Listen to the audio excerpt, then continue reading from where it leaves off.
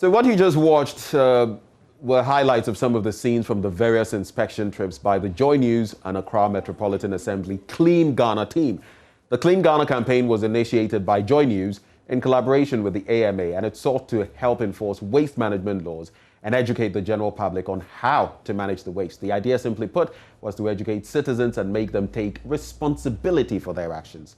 The campaign kicked off in September 2019, but had to be suspended when the coronavirus pandemic hit. But it is making a big return starting today.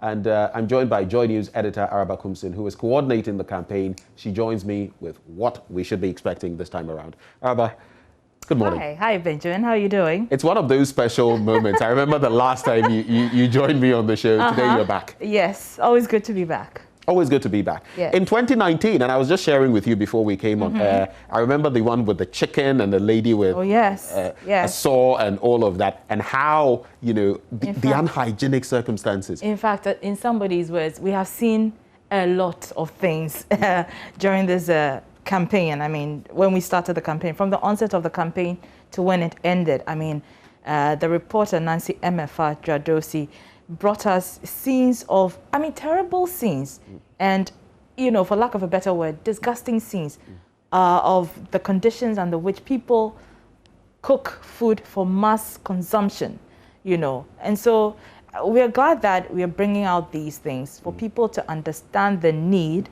to adhere to environmental laws, because it impacts on the public generally. So we're back. I mean, COVID-19 is still here, but we can't keep saying we're going to push this backwards. We saw the impact when the campaign started. What's new? I see, we're tackling environmental waste head on. We will. Yeah, we're going to be tackling environmental waste. But as you indicated, we had to suspend the campaign because of COVID. Obviously, because, you know, at the time, there was a lockdown in force, and so there wasn't much going on. Also, the environmental officers who joined us on the campaign actually were tasked with burying the bodies of those who have been ravaged by COVID-19, who died from the virus. And so at the time, they had so much on their hands, they weren't able to join us. And the whole point of this is to, you know, go as a team and, you know, arrest these perpetrators or the offenders of the environmental law. So thankfully, the worst is behind us in terms of COVID, even though there's a lot more to do. And so the team has decided that it's time to resume the campaign and, you know, get people to take responsibility for their actions. So I've been speaking to the AMA officials, and we have agreed that because COVID is an environmental related disease, we'll focus more on the environment this time round. And so we'll be going into people's homes, we'll be visiting, you know, public toilets and ensuring that they are clean and adhering to the environmental laws as well. But of course, we're not going to leave the markets out. We'll be going to the markets, but the greater focus now is on the environment, especially since the government has just recently launched the Green Ghana campaign as well. And so the whole focus is on environment and ensuring that we take responsibility for our actions with regards to what we do with the environment. Well, very fitting. I mean, two things come to mind. What the Greater Accra Regional Minister himself is doing in terms of, you know, sanitizing Accra, so to speak, but it goes beyond Accra. It is Ghana.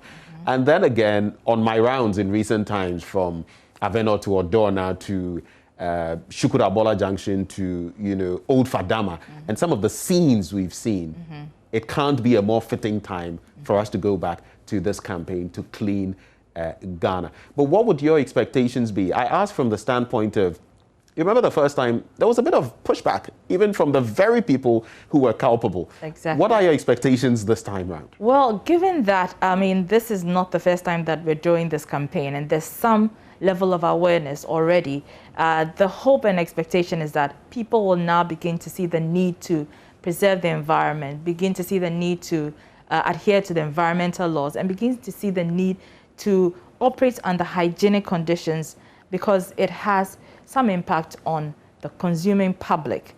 And so that is our expectation going into the second phase of this campaign.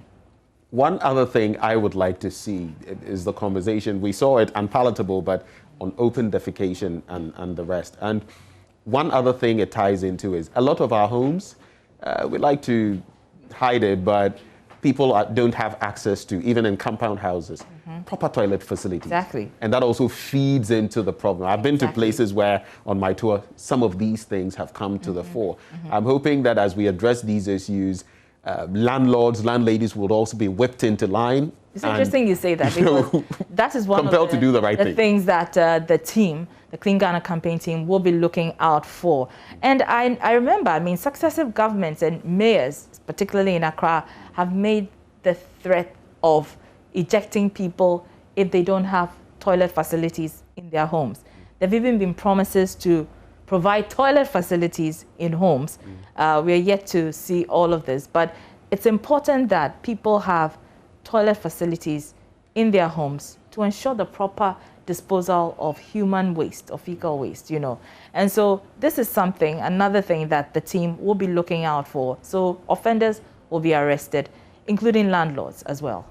Now, since you're spearheading this, I would like you to do this right before you take leave of us. How crucial is it for everyone to get on board? We have started this initiative. We've taken it up. COVID, you know, stopped it at a point. But after that hiatus, we are back and we want to do this. But we can't do it without the cooperation. The AMA can, you know, join us. But if the people don't cooperate, it's going to be a problem. Exactly. What would be your, you know, plea to ordinary Ghanaians as we step out there? To jump on board and to help the team. I mean, because you can say that, you know, you live in a very clean environment, and so this issue is far from you. But it is possible that it can happen in your environment. And so it's important for people not to see this as just a responsibility of the media or the responsibility of a government agency. We need to take responsibility for our actions. And by that, I mean that we need to ensure that our environments are clean, you know, to operate in, because it has an impact on your health as well. So everybody should jump on board. And trust me, the second phase of Clean Ghana is going to be exciting.